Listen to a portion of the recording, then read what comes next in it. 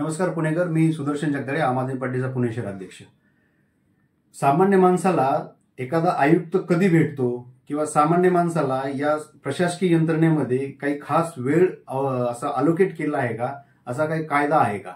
तर याबद्दल मी तुम्हाला सर्वांना आज काही माहिती देणार आहे आणि तुम्हाला तुमचे प्रश्न कोणत्या वेळेमध्ये कधी उपस्थित केले पाहिजेत याची माहिती देणार आहे। मुळामध्ये प्रशासकीय यंत्रणेमध्ये जे उच्च पदावर काम करणारा व्यक्ती असेल, म्हणजे पुणे महानगरपालिकेमध्ये पुणे महानगरपालिकेचे आयुक्त असतील किंवा पुणे जिल्ह्यामध्ये किंवा इतर जिल्ह्यामध्ये जे जिल्हाधिकारी म्हणून काम करतात, तर त्यांच्यासाठी हा नियम आहे।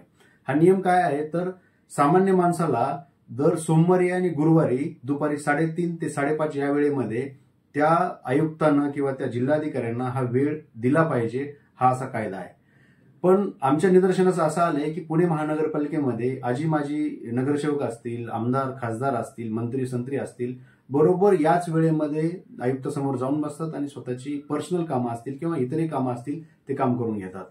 हे थांबलं पाहिजे आणि आयुक्तांना सुद्धा अशा वेळेमध्ये इतर कुणालाही वेळ न देता फक्त सामान्य माणसाचे घराणे असतील, समस्या असतील याच्यावर ऐकलं पाहिजे आणि त्यांचं समाधान केलं पाहिजे, ही आम आदमी पार्टीची मागणी आहे। याच विषयावर आम्ही आम आदमी पार्टीनं हल्लीच आपले डॉक्टर राजेंद्र भोसले यांना विनंती केली आहे की तुम्ही हा वेळ फक्त सामान्य माणसासाठी उपलब्ध करून द्यावा।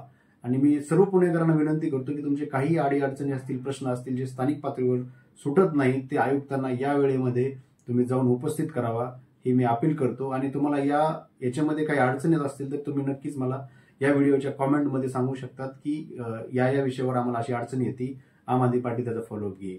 धन्यवाद। जय हिंद, जय महाराष्ट्र।